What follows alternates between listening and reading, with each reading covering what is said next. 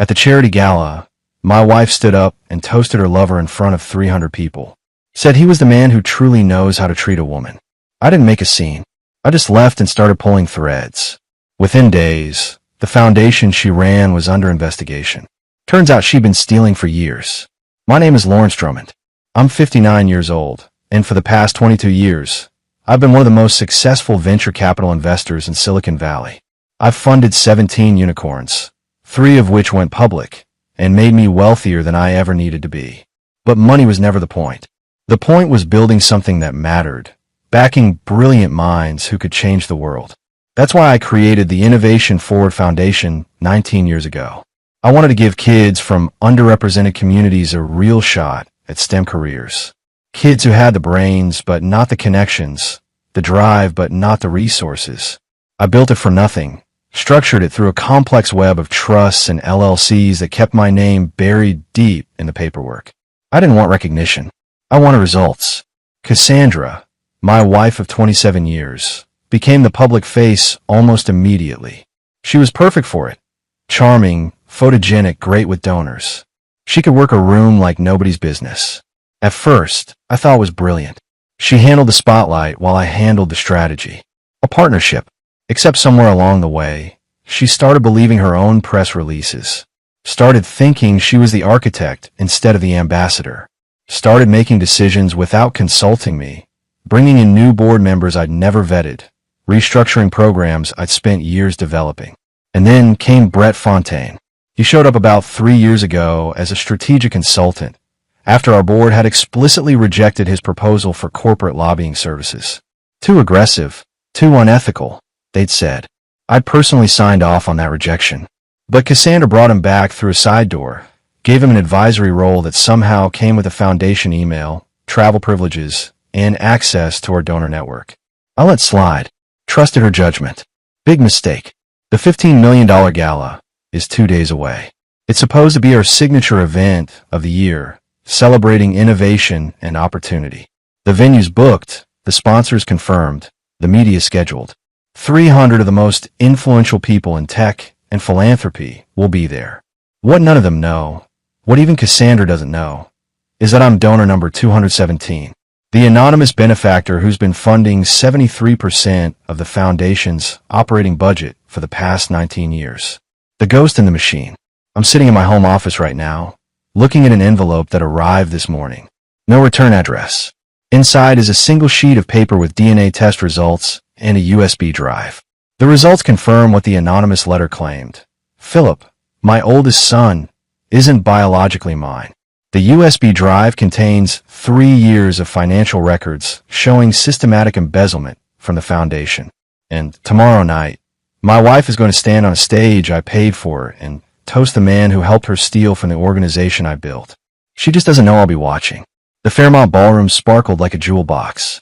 Crystal chandeliers. I'd personally selected cast warm light across 300 faces in designer suits and gowns.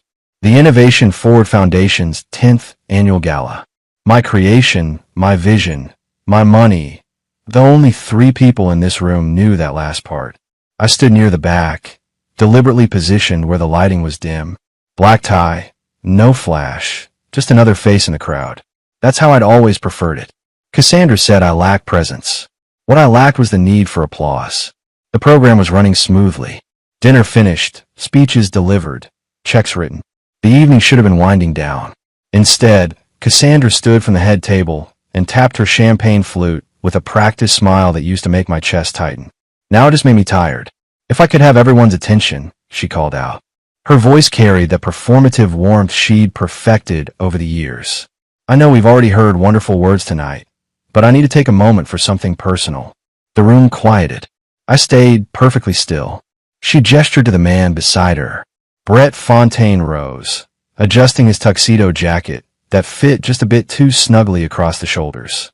He had that eager look of a man who thought he'd finally made it to the big leagues.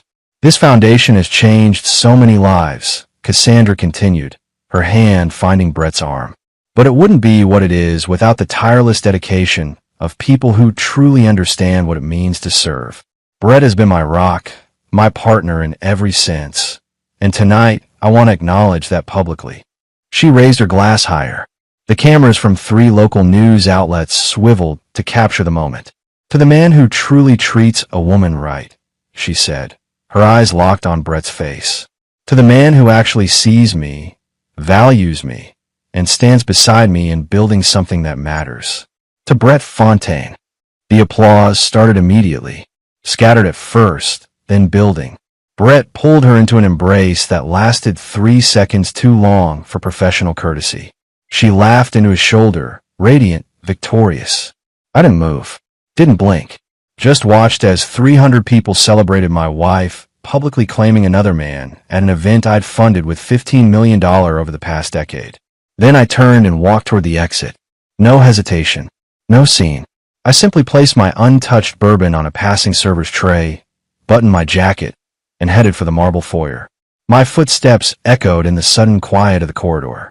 "Mr. Drummond." "Sir, please wait." I recognized the voice. Gerald Hutchins, the Gala chair, former VP at Google, current board member, generally competent administrator. He came through the ballroom doors at a near run, his face pale despite the exertion. I stopped at the valet stand, but didn't turn around. "Sir," he said, slightly breathless. "Please." I didn't know. I swear to God, I didn't know she was going to. He paused, struggling for words. "Please don't pull the funding. The foundation needs you. The kids we serve need you." I handed my ticket to the valet, then finally looked at Hutchins. He was sweating despite the cool evening air. "Gerald," I said quietly, "check your email in exactly 12 minutes. You'll find a formal notice from donor 217 requesting immediate suspension of all disbursements pending an ethics review." His face went from pale to gray. "Sir, we have 3 weeks of operating capital. If you suspend, then you have 3 weeks to figure out where $2.3 million in foundation funds disappeared to over the past 36 months. I paused as my car pulled up. "Or you can ask Cassandra. I'm sure she'll have a very compelling explanation." I got into the car and didn't look back. Behind me, I heard Gerald say something, but the door was already closing. As we pulled away, I could see the marquee sign still glowing. Innovation Forward Foundation, building tomorrow's leaders today. Tomorrow, they'd learn who actually built it, and who was about to tear it all down. The house was dark when I got home. Not surprising. Cassandra would be celebrating her moment of triumph for hours yet, probably at some overpriced wine bar with Brett, and whatever sycophants wanted to bask in her reflected glory. I parked in the circular driveway and sat for a moment, engine ticking as it cooled, looking at the place we'd built together 23 years ago. Correction, the place I'd built. She'd picked out furniture. Inside, I went straight to my study and locked the door. The wall safe behind the Rothko painting held what I needed. I pulled out the leather portfolio I'd been assembling for 6 months, ever since Tyler had mentioned something odd about foundation finances during a Christmas dinner conversation. Tyler, my youngest, 23, finishing his MBA at Stanford, sharp as they come. He'd been interning with a venture capital firm last summer and happened to review some of our foundation's public tax filings for a case study. Found discrepancies that didn't make sense. Equipment purchases that seemed inflated. Consulting fees that exceeded industry standards by 300%. I told him I'd look into it. What I didn't tell him was that I already had been, quietly, for 8 months before that. The portfolio contained everything. Bank statements showing wire transfers to shell companies in Delaware and Nevada. Brett Fontaine's real employment history, including a 4-year gap that turned out to be a stint in federal prison for securities fraud under his birth name, Brett Gilmore. Email chains between Cassandra and Brett discussing revenue opportunities and monetizing donor relationships. Invoices for services never rendered. And the DNA results, sitting on top like a cherry on a poisoned sundae. I'd suspected about Philip for years. The way Cassandra always changed the subject when I mentioned how different he looked from Melissa and Tyler. How she'd been distant that entire year before Philip was born. How she'd spent months visiting her sister in Boston when she was barely showing. The test confirmed it.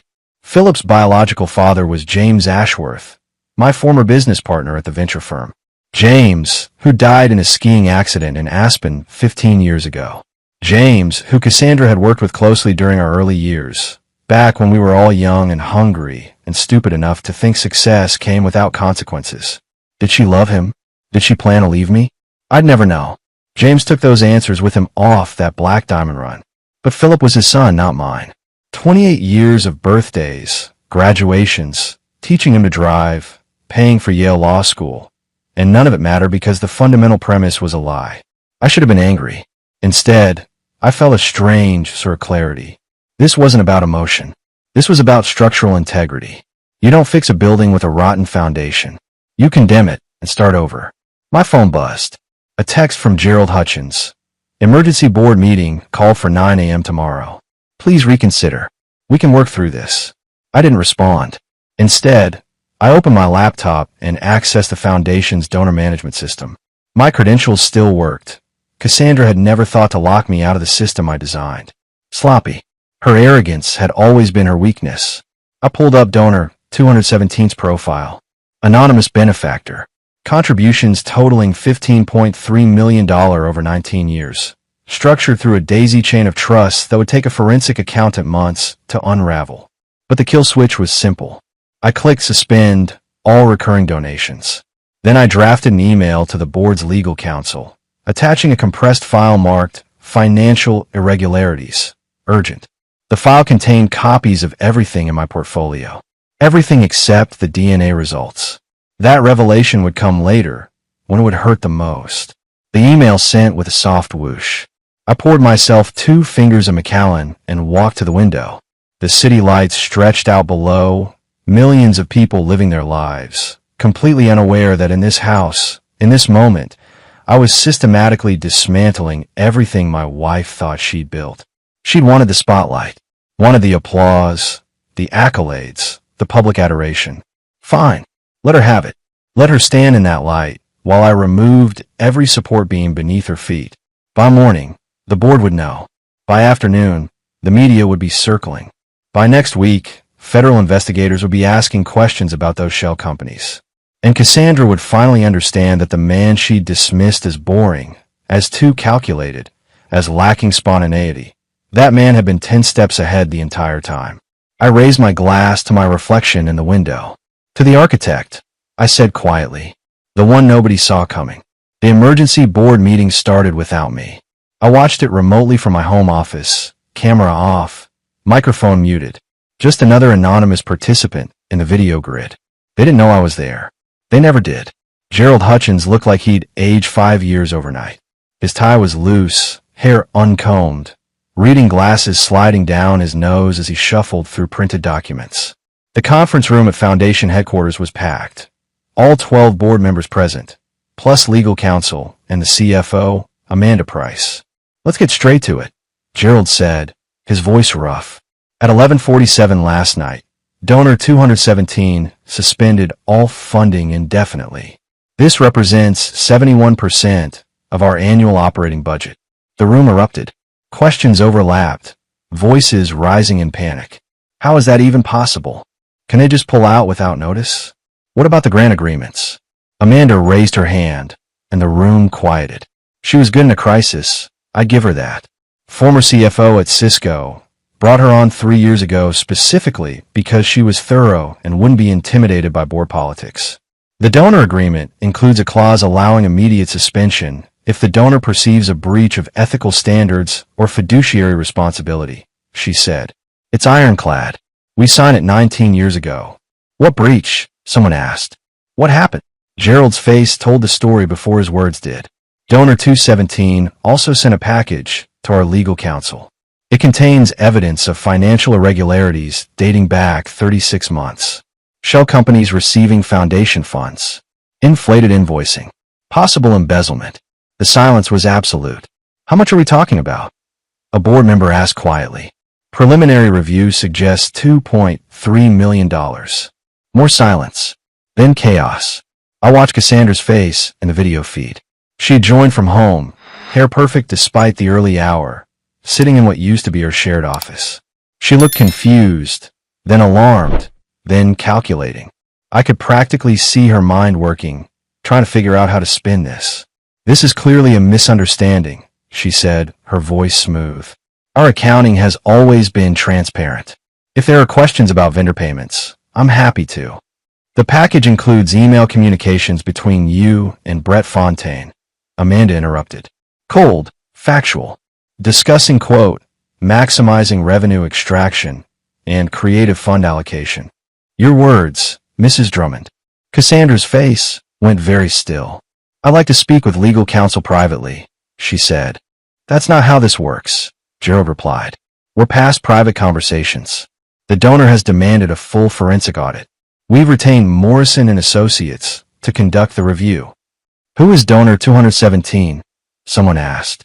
Can't we just talk to them directly? Explain the situation. The donor wishes to remain anonymous, Gerald said. That's part of the original agreement. I almost smiled. Almost. My phone buzzed. A text from Tyler. Dad, what the hell is happening? Melissa just called me freaking out. Mom's foundation is imploding on Twitter. Then Melissa, Dad, please call me. I can't reach Mom. People are saying she stole money. Then, finally, the one I've been waiting for. Dad, this is Philip. We need to talk.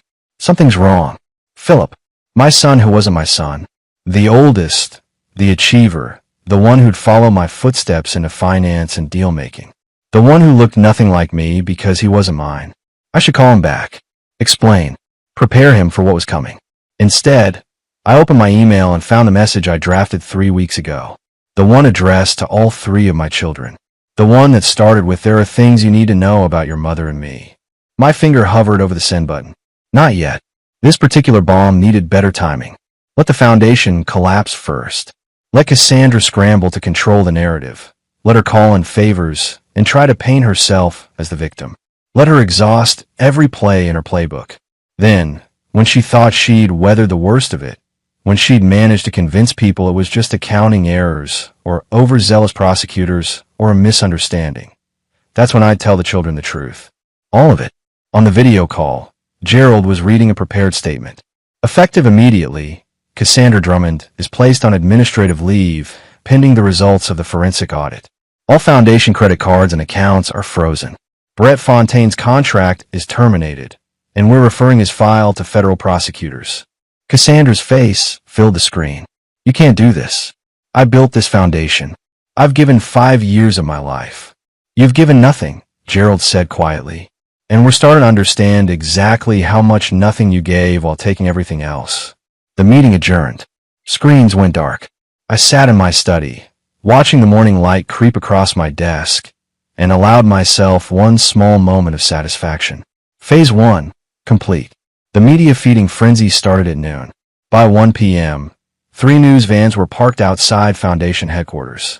By 3 p.m., Cassandra's face was on every major news site between San Francisco and New York. Tech philanthropist accused of embezzlement. Foundation executive under investigation for fraud. $15 million charity, scandal rocks, Silicon Valley. I watched it unfold from my study. 3 monitors showing different news feeds simultaneously. CNN had dug up Brett's prison record within hours. A reporter from the San Jose Mercury News had already connected the Delaware shell companies to Cassandra's maiden name. The Wall Street Journal was running a timeline of suspicious transactions. They were doing my work for me, and they didn't even know it. My phone buzzed constantly. Texts, calls, emails from colleagues, former business partners, people I hadn't spoken to in years. Everyone wanted to know if I'd heard about Cassandra, if I was okay, if there was anything they could do. I ignored them all except one. Daniel Park, my oldest friend and a federal prosecutor in the Northern District. We'd known each other since Stanford, had stayed close through 3 decades of diverging careers. He texted, "Coffee? I'm buying." We met at a quiet cafe in Los Altos, far enough from Palo Alto that we wouldn't run into anyone from the tech world. Daniel looked tired. He always did. Prosecuting white-collar crime aged you in dog years. "This is your doing," he said, not as a question. "The embezzlement is her doing. I just made sure people found out about it." Daniel stirred his coffee slowly, considering. "How much evidence do you have?" "Enough to convict. Bank records, emails, wire transfers, testimony from vendors who were paid kickbacks. And that's just the financial side. There's more." I pulled out a USB drive and slid it across the table. Brett Fontaine served 4 years for securities fraud under the name Brett Gilmore. Cassandra knew about his record when she hired him. There are emails discussing how to hide his background from the board. Daniel pocketed the drive without looking at it. You know I can't officially accept this from you. Good thing we're just having coffee then. He smiled slightly. She's going to lawyer up. Probably already has. Let her. Discovery is going to be fascinating. Doug, I need to ask you something, and I need you to be straight with me. Daniel leaned forward. Is this about the money, or is this about the affair? It's about the truth, I said. She stood on a stage I paid for, toasted a man she was sleeping with and stealing for, and did it in front of 300 people who thought they were supporting a charitable cause. She turned something good into her personal game. That ends now. You could have just divorced her quietly. Quietly doesn't fix what she broke. Those shell companies, that missing money, it should have been going to STEM scholarships. Instead, it paid for Brett's lifestyle and Cassandra's delusions of grandeur. Daniel was quiet for a long moment. The kids know. As of yesterday. Philip, Melissa, and Tyler. They know about the embezzlement. How they take it. Tyler wants to help. Melissa is devastated. Philip, I paused. Philip asked me if I'd known all along. If I'd been waiting for the right moment to destroy her. What did you tell him? I told him I've been building foundations my entire career. I know how to dismantle them, too. Daniel finished his coffee. She's going to fight this. Her lawyers will argue accounting errors, misunderstandings, blame Brett for everything. She can argue whatever she wants. The evidence doesn't care about her narrative. And when the press comes after you, when they start asking why the mysterious donor 217 pulled funding the same night she gave that toast, when they connect you to this, then I'll tell them the truth. I'm the man who built the foundation she destroyed. I'm the donor who watched his money get stolen. I'm the husband who was publicly humiliated. And I'm the one who made sure there were consequences. Daniel stood to leave. For what it's worth, I think you're doing the right thing. She needs to answer for this. It's not about what I think she needs. It's about what those kids we were supposed to help deserved. They deserved better than having their future stolen by someone's ego and greed. That evening, Cassandra finally came home. I heard her car in the driveway around 8 p.m., heard the front door open and close. She walked into my study without knocking, still wearing the clothes from this morning. Makeup smudged, hair disheveled. We need to talk, she said. No, we don't. Lawrence, please. This is getting out of control. The media is destroying me. The board has frozen my accounts. I can't even access my own. They're not your accounts. I interrupted. They never were. They're foundation accounts. You just had signing privileges. Past tense. You did this. Her voice was sharp, accusatory. You sent that package to the board. You pulled the funding. You're sabotaging me because you're jealous of Brett. I looked at her, really looked at her, and felt nothing. No anger, no pain, just a vast emptiness where 27 years of marriage used to be. I'm not jealous of Brett, I said quietly. I pity him. He's a convicted felon who thought he could con his way into legitimacy through you. And you were arrogant enough to think you could steal from a foundation I built, and I'd never notice. I didn't steal anything. Those were legitimate expenses, consulting fees. $2.3 million in consulting fees to shell companies you and Brett created. That's not consulting, Cassandra. That's fraud. Her face changed then. The performance dropped away, and I saw a calculation in her eyes. What do you want? She asked. Money? I'll pay it back. A divorce? Fine. Just make this stop. I want you to understand something. This isn't negotiable. You're going to be indicted. You're going to be prosecuted. And you're going to face the consequences of what you did.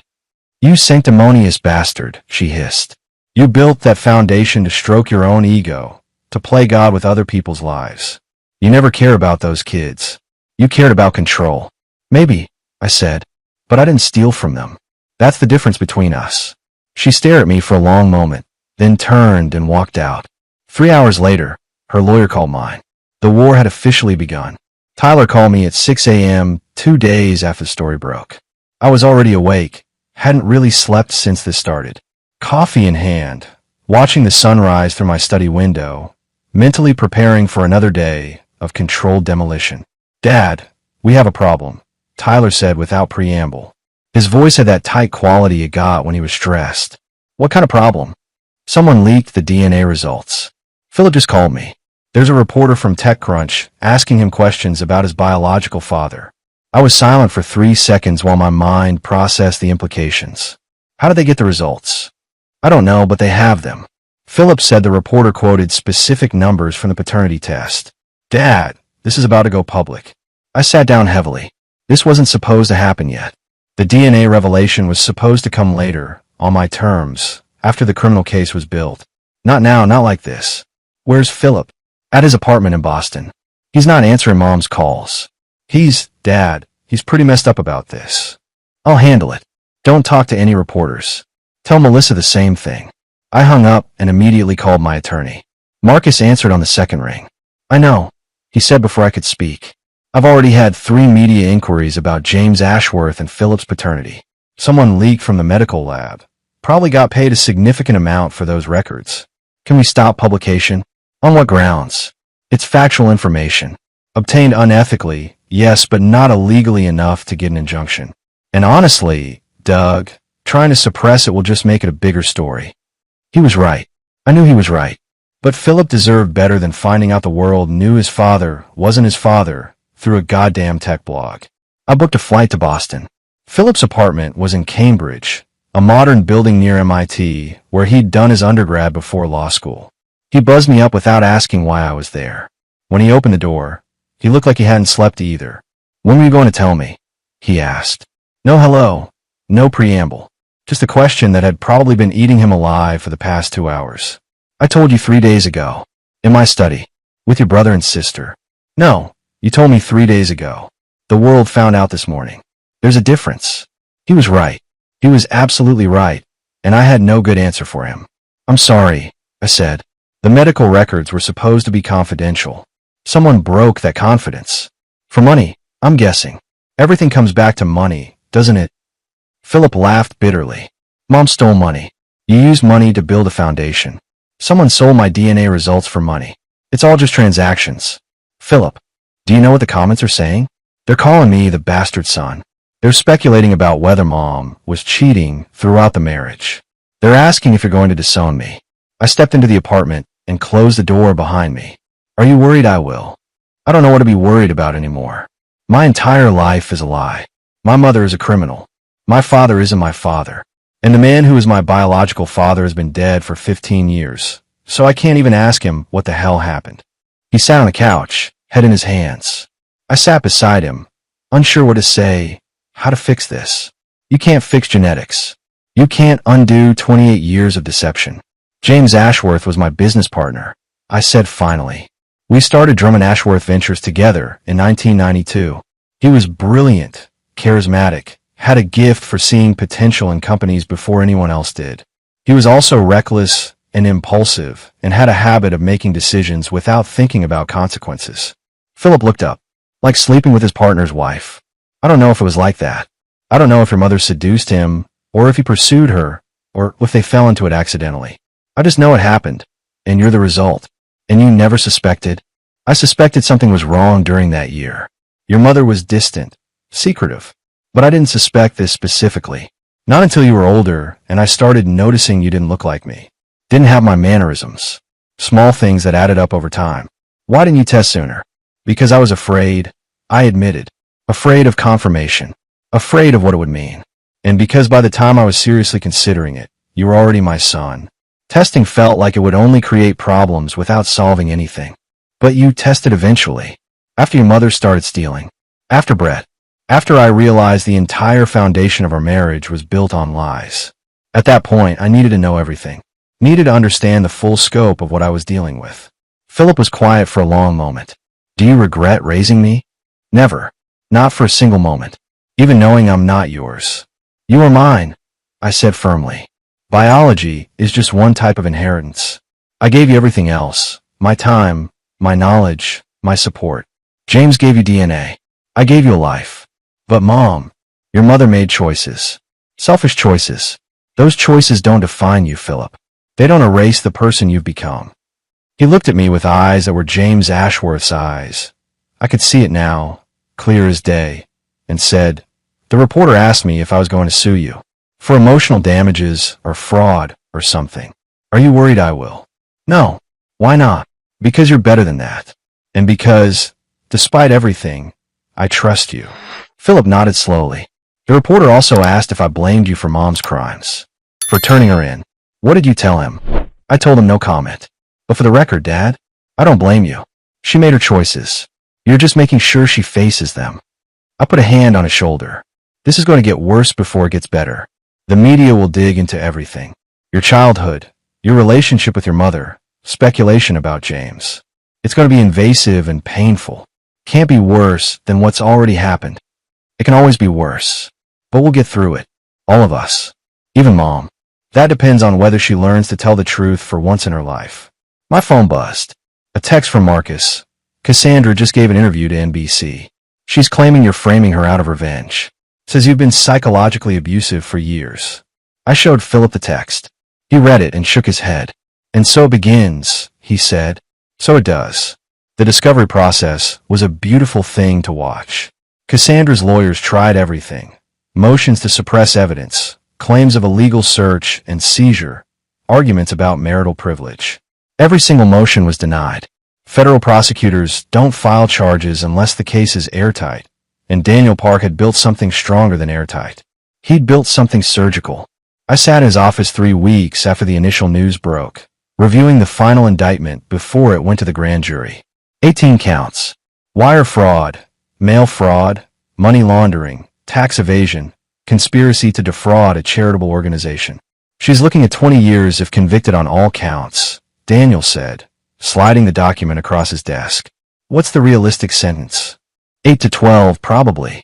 If she pleads guilty and shows remorse, maybe 6. But Lawrence, I need to ask you something. Are you prepared for what comes next? What do you mean? Her defense is going to center on you. They'll paint you as a controlling husband who orchestrated this entire investigation out of jealousy. They'll argue you manipulated the foundation's finances to frame her. They'll drag your name through every kind of mud they can find. Let them try. I'm serious. They're going to subpoena your personal emails, your financial records, your therapy notes if you've ever been to a therapist. They'll interview your colleagues, your friends, anyone who might say something that supports their narrative. Daniel, I've spent 35 years in venture capital. I've survived hostile takeovers, competitor espionage, and SEC investigations. Whatever her lawyers throw at me, I've seen worse. He nodded slowly. Okay, but what about the kids? They're going to be called to testify. Both sides will want them. That made me pause. Can we avoid that? Not likely. They're witnesses to the family dynamic, to Cassandra's behavior, to the foundation's operations. Philip worked there one summer during law school. Melissa volunteered there for 2 years. Tyler's business case study identified some of the financial irregularities. They're all relevant. I thought about Philip, still processing the revelation that I wasn't his biological father. Melissa, who'd cried for 3 days straight when she learned about her mother's crimes. Tyler, who'd thrown himself into helping build the case, because action was the only way he knew how to cope. We'll handle it, I said. They're stronger than Cassandra thinks. Speaking of strength, Daniel said, pulling out another folder. We found something else. Want to see it? He opened the folder. Inside were photographs, surveillance shots from a private investigator. Cassandra and Brett, but not in San Francisco. These were dated from 3 years ago, taken in Portland, Oregon. We traced the shell company registrations, Daniel explained. One of them was filed in person at a Portland office. Security footage shows Cassandra and Brett there together, signing documents. 3 years ago, Lawrence. This wasn't a recent thing. I studied the photos. Cassandra looked younger, happier. Brett looked like a man who thought he'd found his golden ticket. How long were they planning this? Based on the paper trail? At least 4 years. Maybe longer. They were patient, methodical. Small amounts at first, testing the system. When nobody noticed, they got bolder. For years. While I was funding scholarships and building programs, she was systematically robbing them. There's one more thing, Daniel said quietly. We found life insurance policies. She took out 2 policies on you, 18 months apart. Combined value, $12 million. You're listed as unaware of the policies. The room went very cold. Are you suggesting? I'm not suggesting anything. But the FBI has flagged it as suspicious. 2 large policies, neither disclosed to you. Both purchased during the same period. She was embezzling funds with Brett. It's a data point. She wouldn't. Wouldn't she? Lawrence, this woman stole from sick kids. She lied about her son's paternity for 3 decades. She's capable of more than you think. I sat back in my chair, processing. The policies could be innocent. Wealthy spouses often carried insurance on each other. Or they could be something darker. Planning for a future where I wasn't in the picture anymore. What do we do with this information? Right now? Nothing. But if her lawyers try to paint her as a victim, we reserve the right to introduce it as evidence of premeditation and malice. I looked at Daniel. You think she was planning to kill me? I think she was planning for every contingency. Whether that included your death or just your irrelevance, I can't say. But those policies exist, and they tell a story. I left his office feeling something I hadn't felt in weeks. Genuine anger. Not the cold, calculated fury that had driven me to expose her crimes. Real, hot anger at the depth of her betrayal. She hadn't just stolen money. She'd stolen trust, family, decades of shared life. And she'd done it with such calculated precision that she'd even insured against the risk of my interference. My phone buzzed. A text from Tyler. Mom's lawyer called. She wants to meet with all of us. Says she needs to explain everything before the trial. What should I tell him? I typed back. Tell him no. She had 27 years to explain. She chose lies instead. Cassandra's bail hearing was a circus. Media packed the courthouse. Cameras lined the steps. Reporters shouting questions as her legal team tried to hustle her through the side entrance. She wore a conservative navy suit, minimal makeup, hair pulled back, the costume of a woman trying to look sympathetic. I watched from the back of the courtroom gallery, baseball cap pulled low, unnoticed in the crowd. I wanted to see how she'd play this. The prosecution argued she was a flight risk, significant financial resources, connections abroad, facing decades in prison. They requested bail be set at $5 million cash. Her lawyer countered that she was a pillar of the community, a dedicated philanthropist, a mother of 3 who devoted her life to public service. Flight risk was absurd. She had roots here, family, obligations. The judge, a stern woman in her 60s named Patricia Holbrook, looked unimpressed. Mrs. Drummond, Judge Holbrook said, "You're accused of stealing $2.3 million from a charitable foundation dedicated to helping disadvantaged children. The evidence appears substantial. Why should I believe you'll appear for trial?" Cassandra stood, and I could see her lawyer wince slightly. He hadn't wanted her to speak. "Your Honor, I understand how this looks. But I swear to you, I never intended to harm anyone. Those funds were legitimate expenses, administrative costs that got miscategorized. My husband," her voice faltered perfectly, "my husband is a controlling man who's using this situation to destroy me because I wanted a divorce." There it was. The victim narrative. "These charges have nothing to do with marital disputes," Judge Holbrook said dryly. "They have to do with 18 felony counts of fraud and embezzlement. But, Your Honor, he's the one who filed the complaints. He's the one who turned over private financial records. This is a vendetta, not a prosecution. Mrs. Drummond, that's enough. Bail is set at $3 million cash or bond. You'll surrender your passport immediately. Electronic monitoring is mandatory. Next case." The gavel came down. Cassandra looked stunned. She'd expected sympathy, gotten procedure instead. As she was let out, her eyes swept the gallery. For just a moment, they locked with mine. Recognition flashed across her face, followed by something harder. Hatred, maybe, or fear. I didn't look away, just held her gaze until she turned and disappeared through the side door. Outside, I waited near my car as the media scrum continued on the courthouse steps. My phone rang. "Philip, Dad, I saw you on the news. You were at the hearing. Background only. Wanted to see how she'd handle herself." And she tried to play victim. Didn't work. Philip was quiet for a moment. "Melissa wants a post bail for her. She's been calling me all morning, crying, saying we can't let Mom sit in jail. That's Melissa's money. Her choice. But if we post bail, doesn't that make us complicit? Like we're supporting what she did? No. It makes you her children. You're allowed to love someone even when they've done terrible things. That's not complicity. It's humanity. Would you post bail for her?" "No. But I'm not her child. I'm the man she betrayed. Different relationship, different obligations." Tyler says posting bail is stupid. Says we'd be throwing money away because she'll probably flee anyway. Tyler's practical. Sometimes too practical. What do you think? Another long pause. I think I'm angry at her. For everything. The lies, the stealing, the way she's trying to make you the villain. But I also think, he stopped, I think she's still my mom, and I don't want her scared and alone. Then help Melissa post bail. Be there when she gets out. Show her you still care, even if you don't condone what she did. What about you? Will you care if we do that? Philip, I want you to do what helps you sleep at night. This isn't about taking sides. It's about you figuring out who you want to be in this situation. After we hung up, I sat in my car watching the courthouse slowly empty. Reporters packed up equipment. Lawyers dispersed to their next appointments. Life moved on, as it always did. My phone buzzed again. An email from Gerald Hutchins at the foundation. Lawrence, the board has voted unanimously to rename the foundation in your honor. The Drummond Innovation Foundation. We'd like to announce it at a press conference next week. Will you attend? I stared at the email for a long time. They wanted to put my name on it. Make me visible. Turn me from ghost in a monument. Everything I'd avoided for 19 years. I typed back, no. Keep the name Innovation forward. Keep the mission focused on the kids, not the donors. That was always the point. Because in the end, that was the difference between Cassandra and me.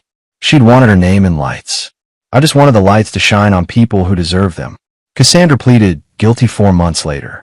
Her lawyers had run out of motions, out of strategies, out of ways to spin the evidence into something defensible. The deal was 7 years in federal prison, restitution of $2.3 million plus interest, and permanent ban from any nonprofit board or charitable organization. Brett took a separate deal, 10 years, cooperating witness against Cassandra in exchange for reduced sentencing recommendations. Honor among thieves, apparently, only lasted until the first plea offer arrived. The sentencing hearing was brief. Cassandra made a statement, carefully worded, lawyer approved, expressing regret without actually admitting fault. Judge Holbrook looked unimpressed and handed down the sentence without modification. I didn't attend. Neither did Philip, Melissa, or Tyler. We'd said our goodbyes in our own ways. Philip had visited her once in custody, come home afterward, and said he'd told her he loved her, but couldn't support what she'd done. Melissa had written a letter that she never sent. Tyler simply moved forward, which was his way of coping. The foundation restructured under new leadership. Gerald Hutchins stayed on his chair, Amanda Price as CFO. They implemented financial controls that would make embezzlement virtually impossible. Within 8 months, donor confidence had returned. Within a year, we'd exceeded our previous funding levels. Philip and I had dinner once a month now. We didn't talk about biology or paternity, or James Ashworth.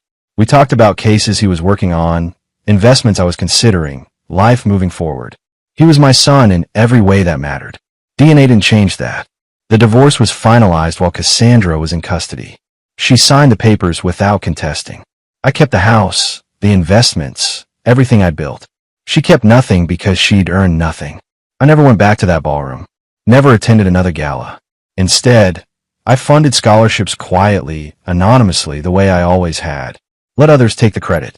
Let the spotlight shine on the kids who deserved it. Some men build empires and put their names on buildings. I'd learned a different lesson. The strongest foundations are the ones nobody sees until something tries to destroy them. And mine had held firm. The coffee shop in Palo Alto was quiet on a Tuesday morning. I sat in my usual corner booth, laptop open, reviewing quarterly reports from the foundation. Enrollment in our STEM programs was up 43%. Scholarship applications had tripled. The scandal, ironically, had brought attention to the cause. Tyler slid into the booth across from me, coffee in hand. He'd finished his MBA and was working at clean energy startup I'd helped fund. Sharp kid. Practical. He'd get far. Philip's engaged. Tyler said without preamble. I know. He called me yesterday. Rachel seems like a good person. He wants you to walk him down the aisle. I looked up from my laptop. He said that. Well, he said Dad should give me away if he's willing. Those were his exact words. Something in my chest loosened slightly. Tell him I'd be honored. Melissa joined us 5 minutes later, fresh from a morning yoga class. She'd moved back to California, was working in educational technology, seemed healthier than she'd been in years. Mom called me yesterday, Melissa said quietly. We both looked at her. From prison? Tyler asked. Yeah, she wanted me to visit. Said she's been in therapy, working through things, wants to apologize properly. Are you going? I asked. I don't know. Maybe. Eventually. Melissa stirred her latte slowly. She's still my mom, even if she did terrible things. That's fair, I said. You don't have to decide today. We sat in comfortable silence for a moment. My 3 kids, well, 2 biological, 1 not, but that distinction had stopped mattering somewhere along the way. They were who they'd always been. Mine. The foundation wants to do a 20-year anniversary event, I said, changing the subject. Gerald's pushing for something big. Donor recognition, media coverage, the whole thing. Are you going? Melissa asked. Probably not. Never been my style. Dad, Tyler said, leaning forward. You built that foundation. You saved it when Mom tried to destroy it. You don't have to hide anymore. I'm not hiding. I'm just choosing where I stand. And where's that? I closed my laptop and looked at my children, strong, smart, resilient despite everything they'd been through. Right here, I said, with the people who matter. Everything else is just noise. Tyler smiled. Melissa reached over and squeezed my hand. And for the first time in a very long time, I felt something close to peace. The foundation would continue. The scholarships would get funded. Kids who needed opportunities would get them. And my name would stay where it had always been, in the background, supporting the structure, invisible but essential. Some legacies are measured in buildings and monuments. Others are measured in lives changed, futures built, foundations that hold firm when everything else collapses. I'd chosen the second path, and I'd do it again.